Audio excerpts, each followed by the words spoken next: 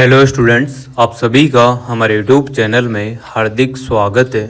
आज की इस वीडियो में बात करने वाले हैं रीचेकिंग और रिवैल्यूएशन में क्या अंतर होता है ना। दोनों का मतलब क्या है, किस में ज़्यादा आप लोगों को फ़ायदा होने वाला है, क्या कराना उचित है और क्या नहीं। तो आप लोग वीडियो पूरा देखना, और अगर आप लोग चैनल पर नए हैं तो चैनल को सब्सक्राइब, वीडियो को लाइक और बेल आइकन ज़रूर दबा लीजिएगा। देखो स्टूडेंट्स, सभी यूनिवर्सिटी की अगर अपन बात करें तो बहुत सारी यूनिवर्सिटी ऐसी है जिन्हों के रिजल्ट अभी आ रहे हैं, किसी के आगे होंगे, तो बहुत सारे असमंजस की स्थिति में रहते हैं कि सर रीचेकिंग कराएं या री एवल्यूएशन जो फॉर्म होता है वो फिल करें, किस में हमको फ़ायदा होगा, किस में नहीं होगा। तो देखो बात क्या है क्या नहीं है, आखिर में इनमें अंतर होता है कि नहीं होता है ना। क्योंकि बहुत सारे स्टूडेंट ये सोचते हैं कि दोनों एक ही बात है, कुछ ज़्यादा अंतर नहीं होता। पर देखो अंतर तो इन दोनों में है। अब क्या अंतर है उस पर बात करते हैं। रीचेकिंग की बात कर लेते हैं। सबसे पहले तो रीचेकिंग का मतलब आप लोगों को मैं क्लियर बताऊं तो रीचेकिंग का मतलब होता है जितने मार्क्स आपकी कॉपी में आए हैं, मतलब जो भी आपने रिटर्न एग्जाम दिया है, चाहे कोटा यूनिवर्सिटी हो, राजस्थान यूनिवर्सिटी हो, किसी भी यूनिवर्सिटी के आप यूजी, पीजी, सेमेस्टर, किसी भी प्रकार के अगर आप स्टूडेंट हैं और अगर मान लो आपके कम मार्क्स है या आपको उम्मीद थी जितने मार्क्स आपके नहीं आए हैं, तो आप लोग क्या करते हैं, बहुत सारी बार रीचेकिंग का फॉर्म अप्लाई करते हैं। रीचेकिंग के फॉर्म में देखो स्पेशल तौर पर क्या होता है, जो आपकी कॉपी होती है वो एग्जामिनर वापस से देखते हैं और उस कॉपी में जो आपको मार्क्स दिए जाते हैं, जैसे मान लो आपके 30 क्वेश्चन थे, अब 30 क्वेश्चन में आप लोगों को ये मान के चलो 100 में से यहाँ पर 25 नंबर दे रखे हैं, ठीक है, 25 नंबर दे रखे हैं और आपके दिमाग में चल रहा है कि मेरे ज़्यादा नंबर आने चाहिए, मेरे तो इतने नंबर बढ़ सकते हैं, इतना हो सकता है ना। तो आप लोग क्या करते हैं, रीचेकिंग का फॉर्म अप्लाई कर देते हैं।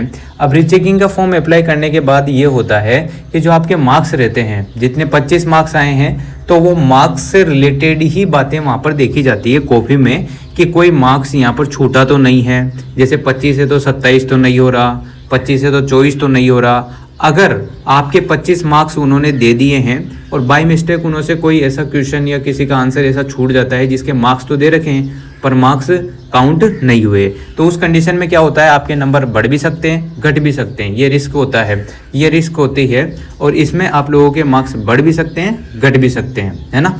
तो ओनली वो मार्क्स पर फोकस करेंगे रीचेकिंग वाले मीटर में, तो जो आपके मार्क्स हैं उन्हीं पर फोकस किया जाता है। अब वो घटे बढ़े वो आपकी रिस्क है, या उन्होंने एग्जामिनर जो भी चेक कर रहे हैं वो बस ओनली मार्क्स पर ही फोकस करेंगे, अदरवाइज किसी भी चीज़ के या अलग से कोई आपको नंबर नहीं दिए जाएंगे।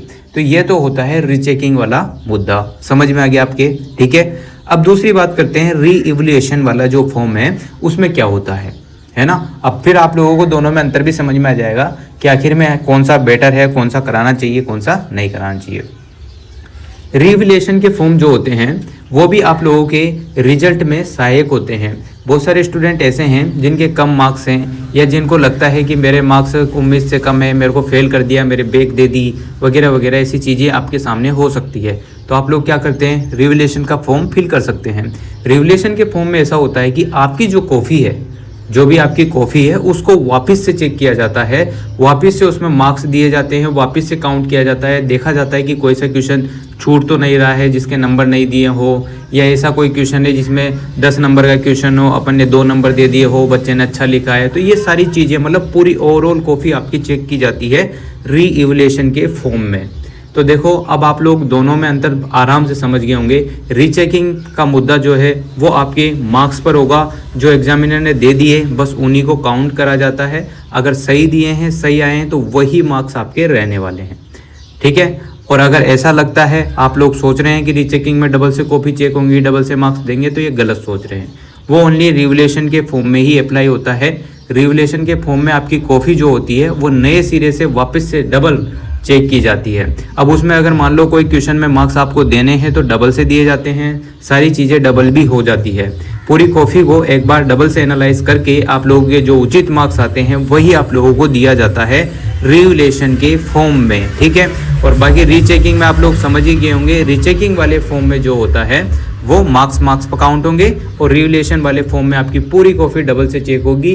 ज़्यादातर जो संभावना रहती है वो रिवलेशन में ही रहती है। आपके जो मार्क्स बनेंगे पास होने की गारंटी या फिर 99% आपकी संभावना रहती है मार्क्स बढ़ने की रिवलेशन के फॉर्म में। रीचेकिंग के फॉर्म तो वो स्टूडेंट अप्लाई करते हैं जो फुली कॉन्फिडेंस रहते हैं, जिनको लगता है कि मैंने 100% दिया है मेरा और सब कुछ सही है, मार्क्स में ही गड़बड़ हुई है।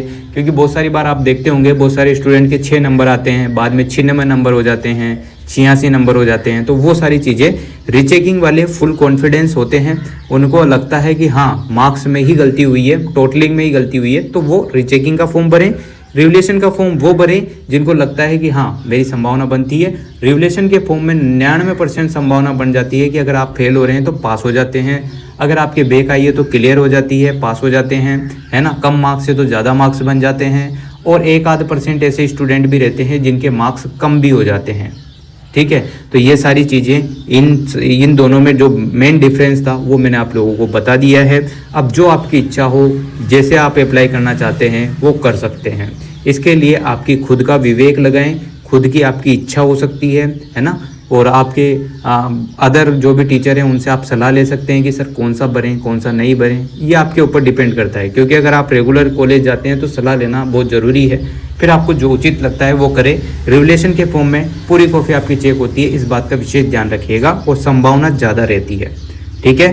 तो उम्मीद करता हूँ आप लोगों को दोनों शब्दों में अंतर जो आपका कन्फ्यूजन है वो क्लियर हो गया होगा और अंतर भी आराम से आप लोगों को समझ में आ गया होगा। अब आप लोग समझ ही गए होंगे कि आपको क्या कराना है क्या नहीं कराना है, ठीक है। Thank you so much. Video अगर अच्छी लगी हो तो like comment share and subscribe.